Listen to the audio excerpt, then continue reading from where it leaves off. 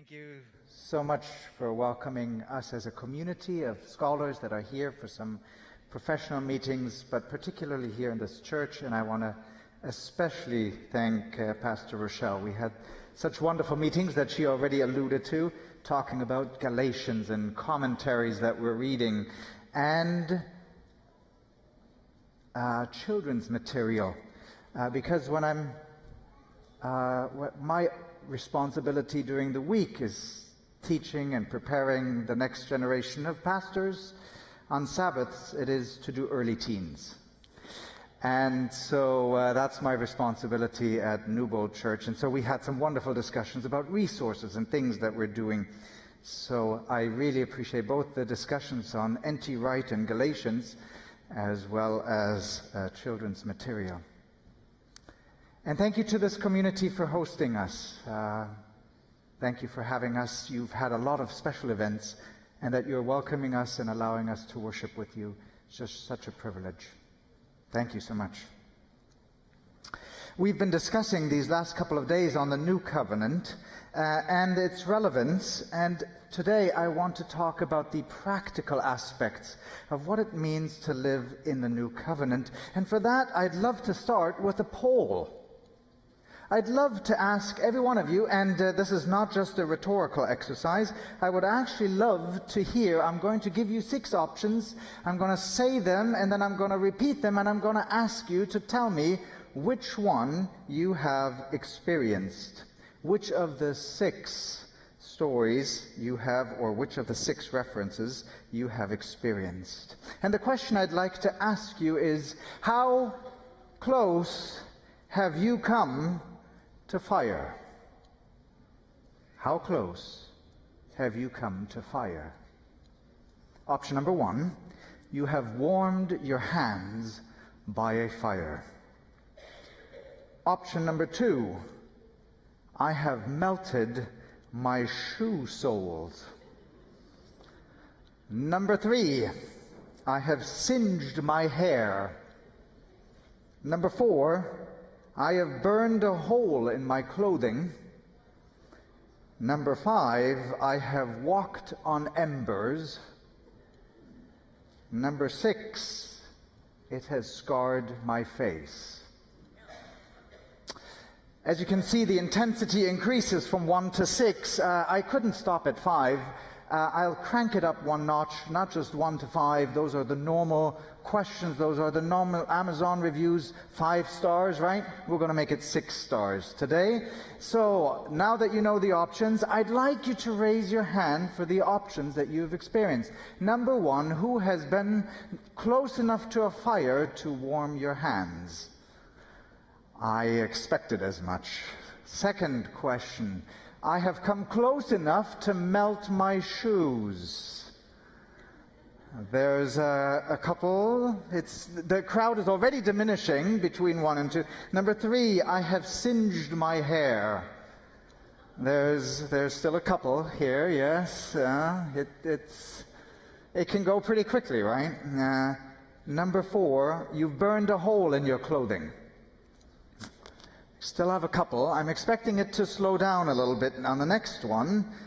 Those of you that have walked barefoot on embers, raise your hands. 1, 2, 3. The crowds have diminished. Those of you that have been close enough that it has left scars. Who has been there? There's still a few.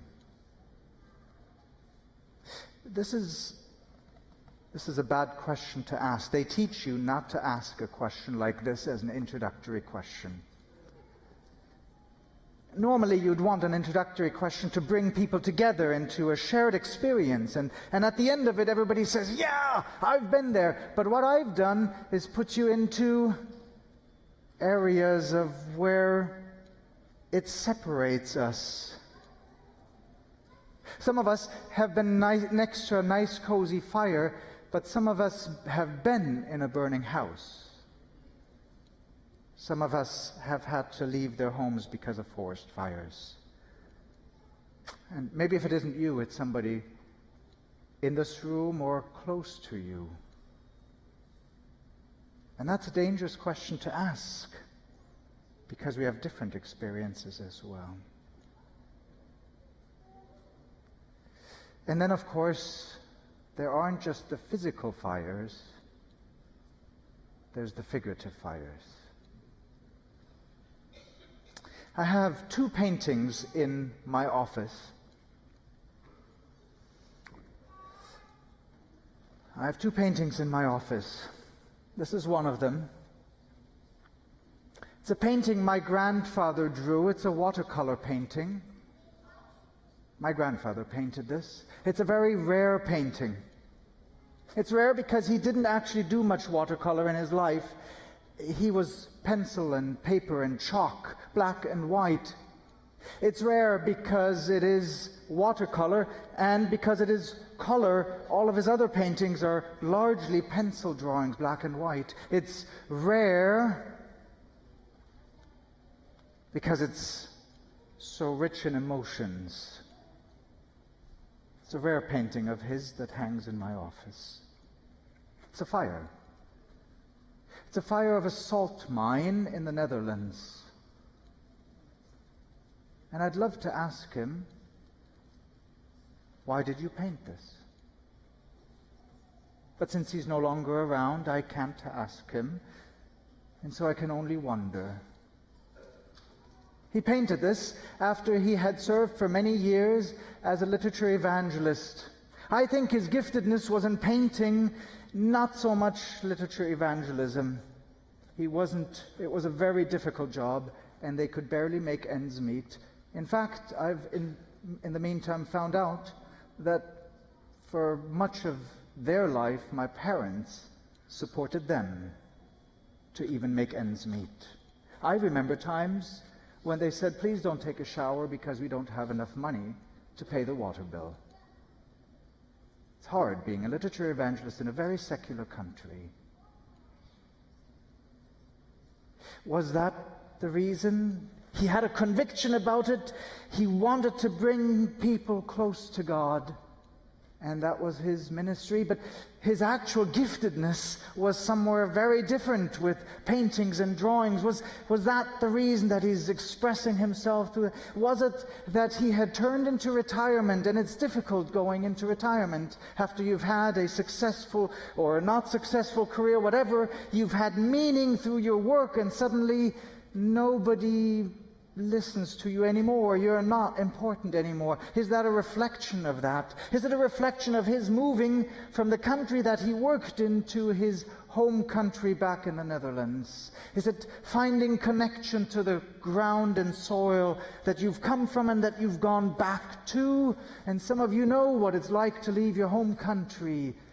And some of you wish you could go back, and maybe you can and maybe you can't. I don't know. I don't know what prompted him to portray such a violent image. The other pictures that he drew were architectural, of houses, of vacations, of swans, of animals, of horses, not of fires. I don't know why he drew, and maybe it's no longer important. It now hangs in my office. The question to psychoanalyze my grandfather, is not helpful. But it is a question that we can ask ourselves. Because we all experience things in our life. And some of them are physical and real, and some of them are not. There are different types of fires. There's the campfire, and it's s'mores and marshmallows, and it's nice and cozy. And then there's the fireplace, and it keeps you warm, and it's a crackling fire. Then we have the burning hot fires that are refiners' fires, melting fires. They're cleansing fires, cozy, crackling, cleansing fires. There's even consuming fires. And if you're from California, as most of you are, you know what that is like. Forest fires, that are uncontrollable. We're surrounded by fires. And we'd love for the fires to be extinguished. The first thing we'd want to do is call 911. Bring in the fire brigade. Bring in the engines. Bring in the fire hoses. Quench this burning mess that has gotten out of hand. And in the literal world, that might be a very good and valid and correct response, but in the figurative world, it isn't as easy to do that.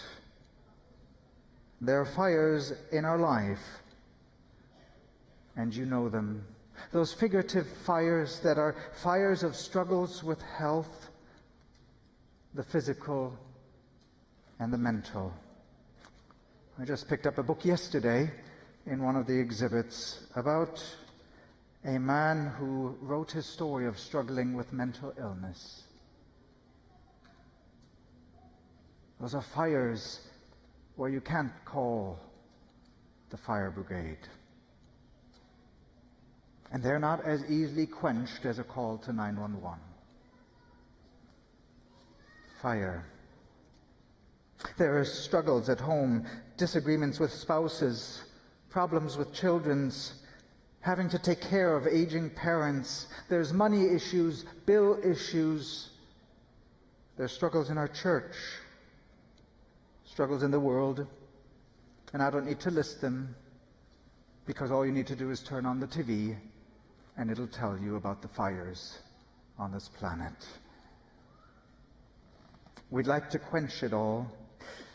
But before we jump quickly to quench fires, let me introduce you to a fiery God. We'd love for God to be the person that immediately extinguishes all the fires around us. But surprisingly, there's no quick fix. In fact, quite the opposite. If you go to Scripture, when God first introduces himself after years and years of slavery, Exodus begins with a God in a fiery bush. The God of fire. Consuming, burning, loathing fire. And if you think it's confined to Exodus, let me jump all the way to Revelation and show you that Revelation also portrays a fiery God. Let me show Revelation, the opening lines of Revelation 4. We'll jump to the third paragraph there. There's an opening to that. We'll skip that. We'll get straight to this point. From the throne came flashes of lightning and rumbles and peals of thunder. And before the throne were burning 7 torches of fire. Even in his heavenly realm, God is a God of fire. What kind of fire? Is it our cozy campfire, our crackling, burning oven? Or is it a consuming fire? And between these 2 arches, there's all kinds of stories. There's a pillar of fire in Exodus that leads its way and presents itself to the Israelites and to the Egyptians. And then they come to Mount Sinai, and there's a burning mountaintop, not just a burning bush, and lightning and thunder. And then you go into the temple, and you have this idea of the burning of God in the temple, the fire in the temple imagery. God of fire. Isaiah tells us about a burning altar with fire on it and embers that are put on your face, on your tongue, to burn away the sins. The God of fire. Malachi talks about God as a refining fire. Fire.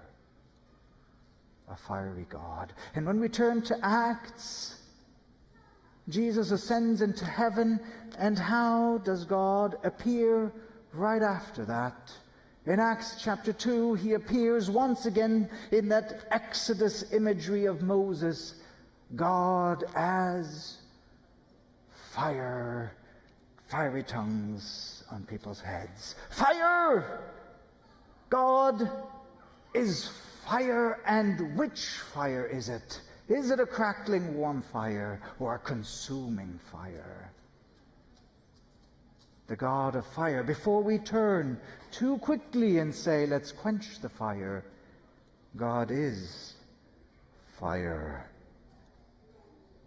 Before we jump to quench the fire of the burning bush, before we begin to extinguish the pillar of fire by night, before we dismiss the God of burning bronze legs in Revelation 1 and being surrounded by the fire of Revelation 4, we must pause and consider the God of fire.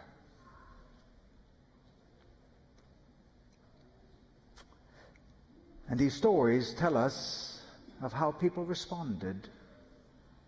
You know how Moses responded and how the Israelites responded. Moses responded with a certain sense of curiosity, of astonishment, and so he engages with that bush and he draws near and he's interested and drawn into this burning bush. And God reveals himself as a result. But the Israelites, on the other hand, they see a burning mountain and they're fearful and they're skeptical and they say, we don't want to get close to a God like that. Stay away from us. Moses, you go to the mountaintop. And so their perspective of God is one of appeasement, and that's why they put up the golden calf. Oh, we need this amazing, we need to appease this God. He's a vicious and angry, consuming God. What kind of fire do we have? Can we pause and explore the God of fire? The Old Covenant is full of this. And the Israelites respond with anxiety.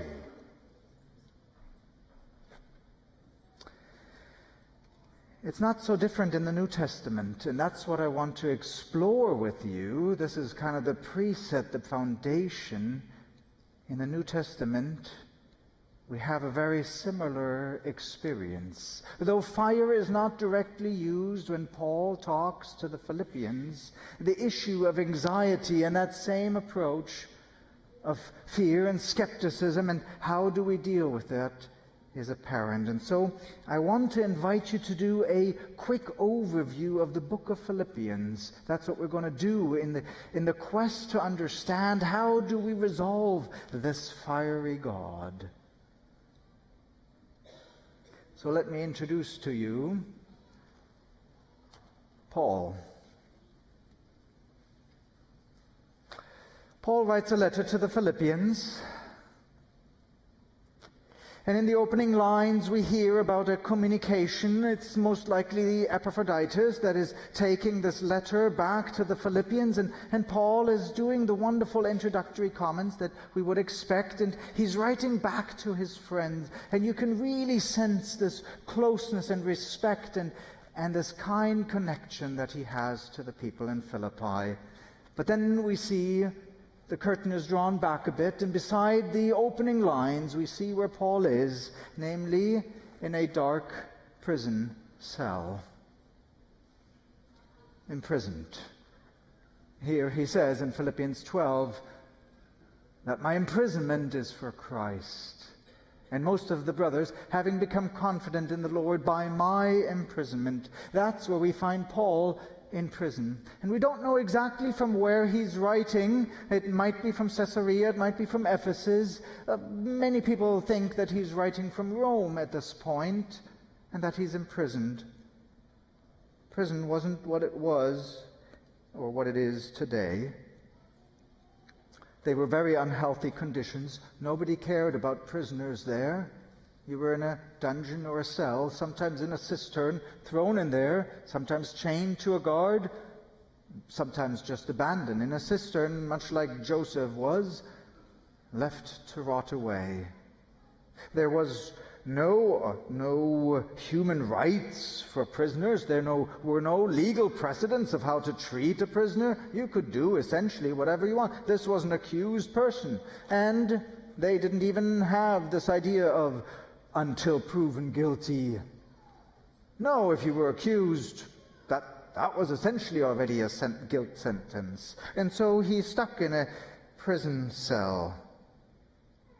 In fact, he has been sitting there with emotional challenges. He's been sitting, if it's the Roman prison that he's in, for years without a trial date. He doesn't even know how he's going to get out of this prison. And nobody cares. There's no set trial. There's no defender.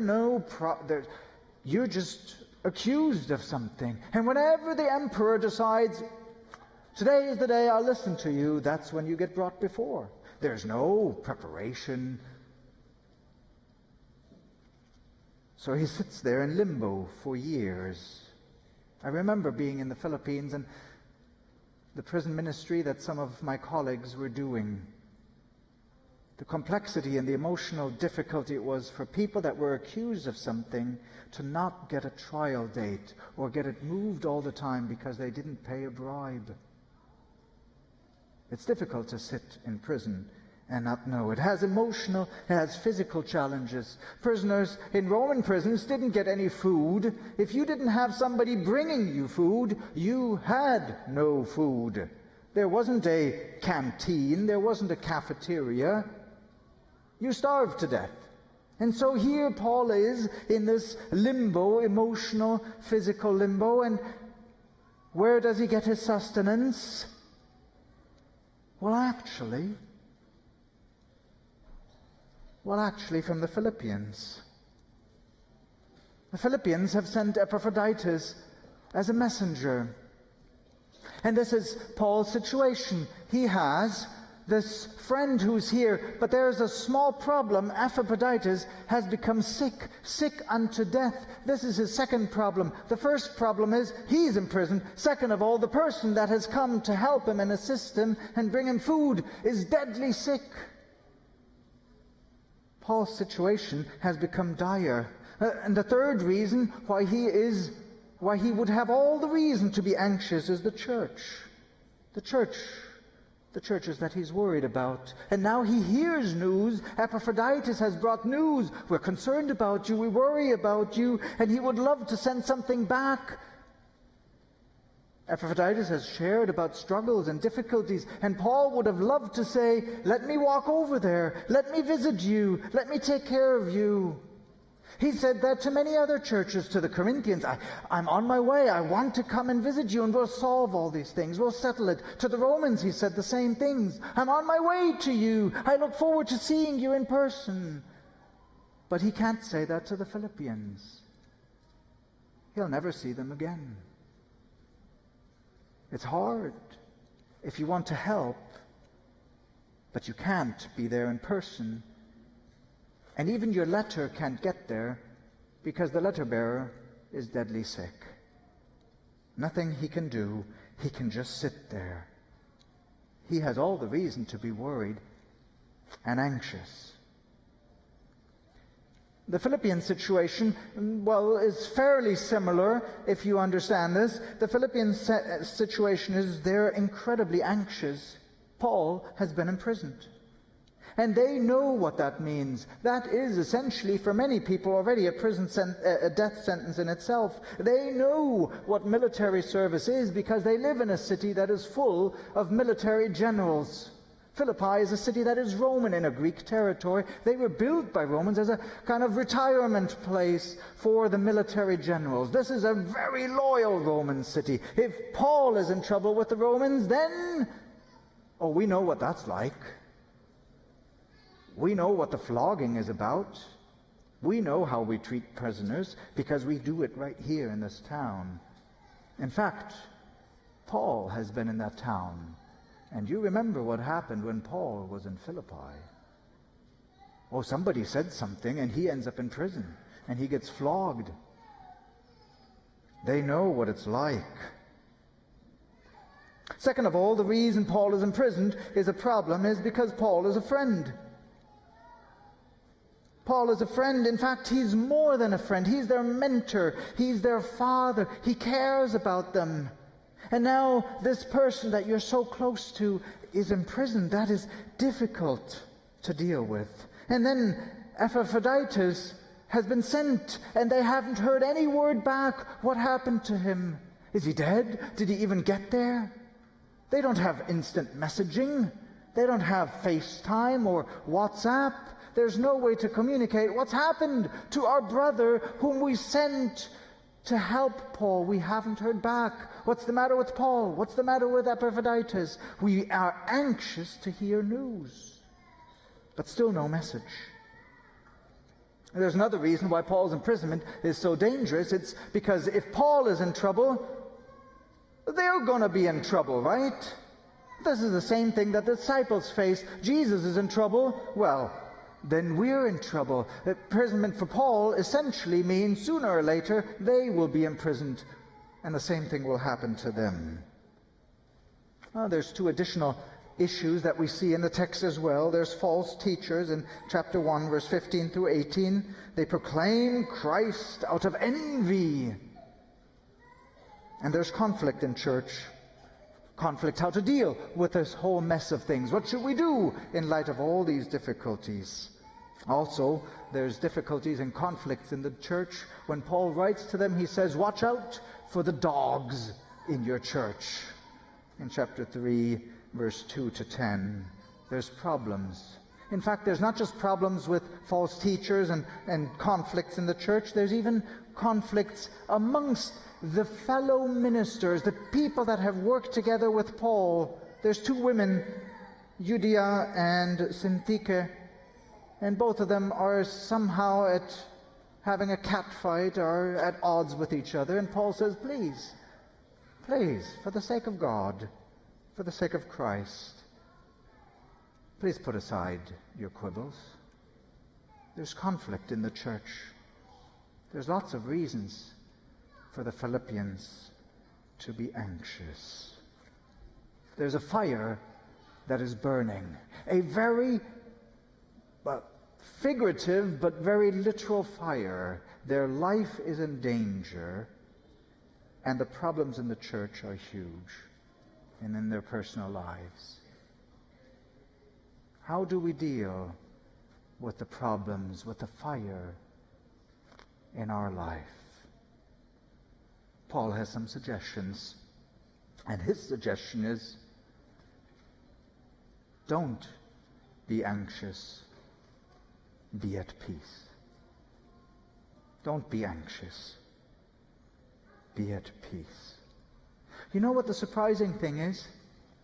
In all of this, Paul is not anxious.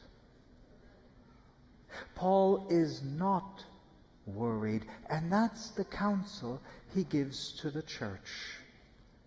Paul is not anxious. He's not anxious in his imprisonment. If you want to follow along, I'll highlight a few verses in chapter 1. Paul is in imprisonment, and he says, oh, don't worry about it. This is amazing. I rejoice because I can talk to the guards about Jesus.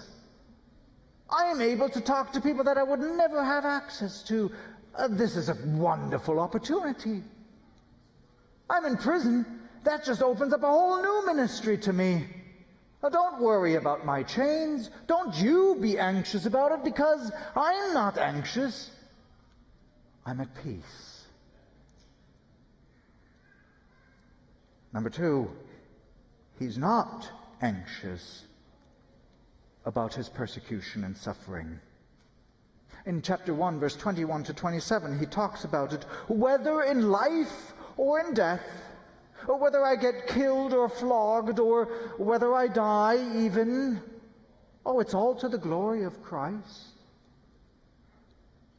Don't be anxious about my life. I'm not anxious about my life. In persecution and suffering, even in the face of death, when the fire is turned up to notch 11, not just 6, Paul is not anxious. In verse 28 to 29, Paul says, I'm not worried about your persecution and suffering, talking to the Philippians. I'm not worried about my persecution and suffering and my possible death, and I'm not worried about your death. What a wonderful thing to say, that you're not worried about my death. And what does he say about it? He says, fire is normal. If you're a follower of Christ, well, actually, if you're a member of the human race, fire is normal. Well, take a look at Christ. Was his life rosy? Was his life perfect? And if it wasn't for him, why should it be for you? The fire on the outside is not going to change, but have peace on the inside. And that's the hard thing, right? We'd love to call the fire brigade, but that's not how it works. So I'm not worried about your suffering. Paul even says the false teachers, I'm not worried about the false teachers. As long as Christ is proclaimed, chapter 1, verse 18, do they say it out of envy? Do they say it not out of envy? As long as Christ is proclaimed, rejoice, I'm fine, I'm not anxious. In fact, the only thing that he's worried is that they will live in peace, worthy of their calling. Chapter 2, verse 2 to 4. That's what Paul is anxious about. I want you to live in peace, and I'm worried that you're not in peace. Paul is not anxious. He's at peace. His fire is at 11 on the outside, but on the inside, he is at peace. And that's a surprising lesson.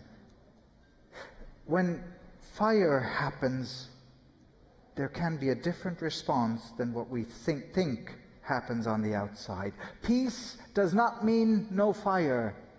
Peace means I can be at rest in Christ. So this is the solution to the Philippians that he gives. He says, be at peace.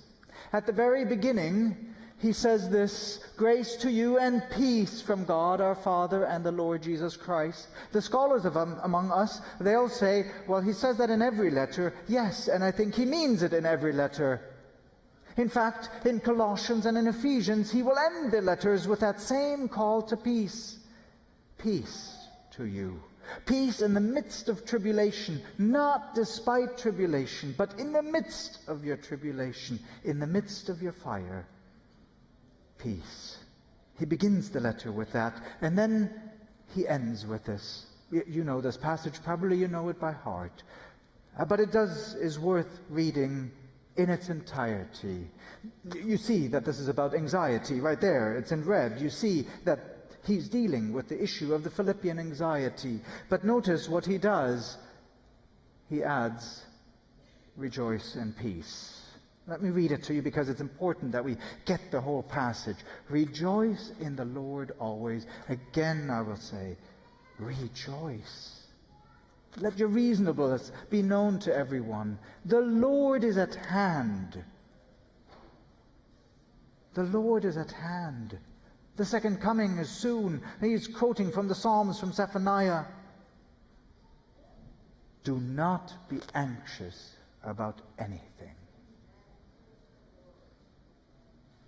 Oh, we sometimes like to be anxious about the second coming, and we sure like to make other people anxious about the second coming. But here it says, do not be anxious. Not about the second coming, and not about the tribulation that we've listed that they're experiencing, but in everything by prayer and supplication, with thanksgiving, let your requests be made known to God. And the peace of God, which surpasses all understanding, will guard your hearts and your minds in Christ Jesus. That's the beginning, and this is the end. And in the middle is the reason why he can speak with this confidence. Because in chapter 2, we have one of the most beautiful hymns, some have even argued, in the history of human writing. Let this mind be in you. And he enters into this beautiful song about who Jesus is. The Christ that humbled himself, that had all of heaven's glory. And if you want to live in bliss and peace, and you want to live in a place where there's no fire, that would be heaven. But Jesus descended from heaven into, well, this world, with its good and with its fires, with its beauty and with its forest fires. And he came here and humbled himself and took upon himself to be surrounded by fire. He came into the midst of fire to bring peace. So have this mind amongst you. Peace in the midst of trials. Peace in the midst of the fire that you're surrounded with. The fires are not going to go away. We want them to go away, but they don't. And if you think this is only in Philippians, take a look at Ephesians. For he himself is our peace, making peace.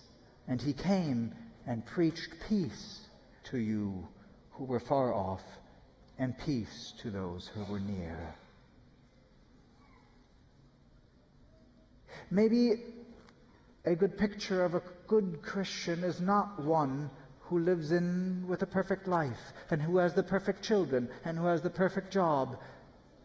Maybe the picture of a good Christian is one who, in the midst of fire, is peaceful. And so that's what Paul does. Paul does not run away from the fire. He does not blame anybody for the fire. He does not complain about the fire. He does not even question the fire. He does not want to change the fire. He actually sees it as an opportunity. He changes his heart, his inside. He doesn't expect the outside to change, to live in inner peace.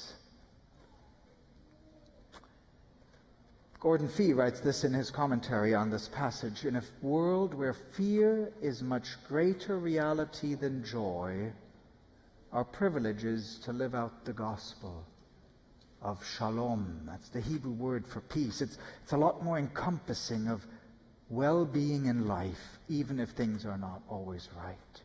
Wholeness in every sense of that word, and to point others to that source. In fact, Paul has a couple of suggestions. If we've found that peace that can only be in Christ, not because the suffering has gone, not because the forest of fire around us has diminished, but because Christ is in us, then we can face the reality around us. Then we can actually rejoice around the things that are happening. That's the result. Rejoicing is the result. It's not that we must rejoice. It is that happens as a result. And if you think that that is a utopia, just remember that story of Paul in Philippi, in a dungeon, in a cellar, where we find him now, but this time in Philippi. And what does he do? He and Silas rejoice in the middle of the night after having been flogged to near death. They rejoice and sing. Why? Because they can have inner peace. The whole letter of Philippians is in essence an explanation of Paul's experience in that he describes in Acts. That whole experience of him in the prison and working towards the good of the guards. Now he does it for Roman guards, Caesar's guards. Before that he did it for a jailer in Philippi. The same Paul is still at work. Fire all around, but peace in your heart. And that means you can rejoice in the midst of the tempest. If that's the case, God's people do not have to have it all figured out. It's not about your perfect life. It's instead the God that we trust. And so I want to present to you 3 simple things to remember. Embrace peace in the midst of your fire. Don't worry about the fire. Don't look at the fire.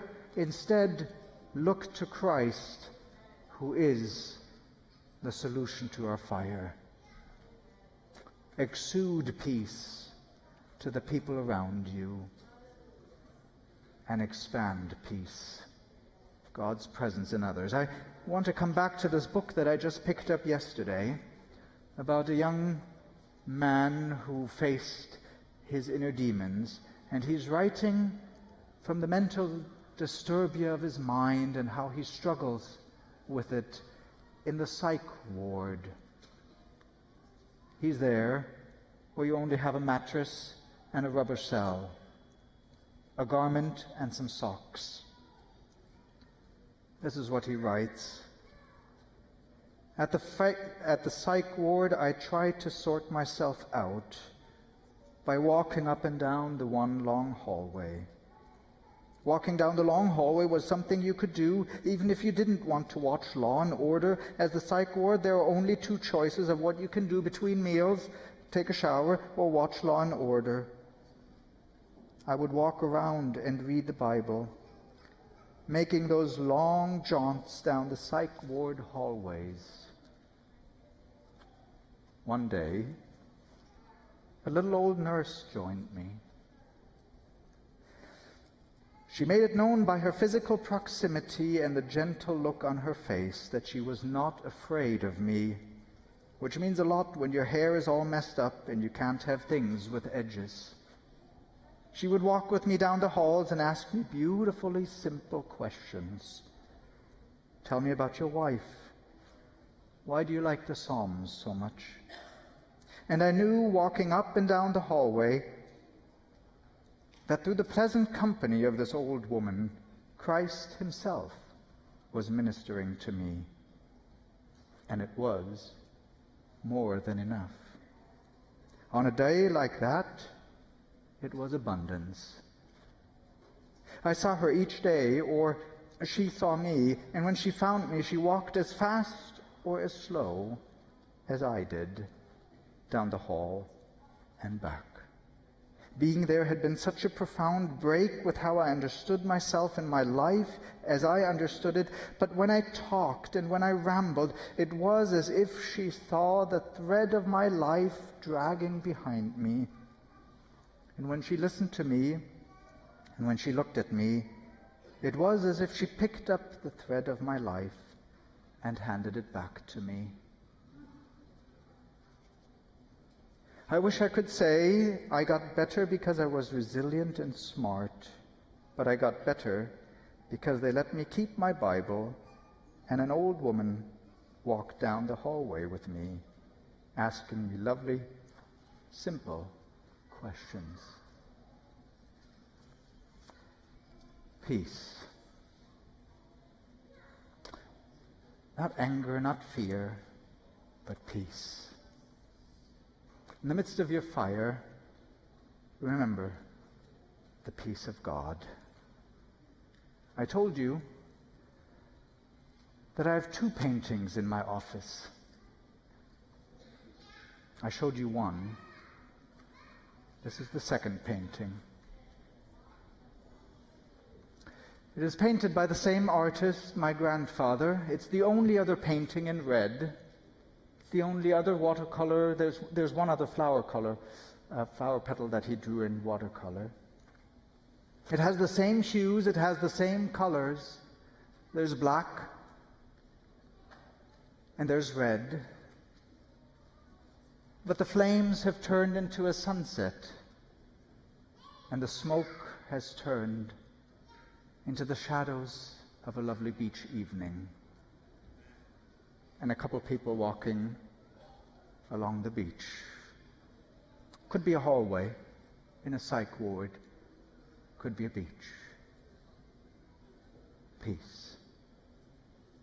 May you embrace God's peace. May you exude God's peace. May you expand God's peace.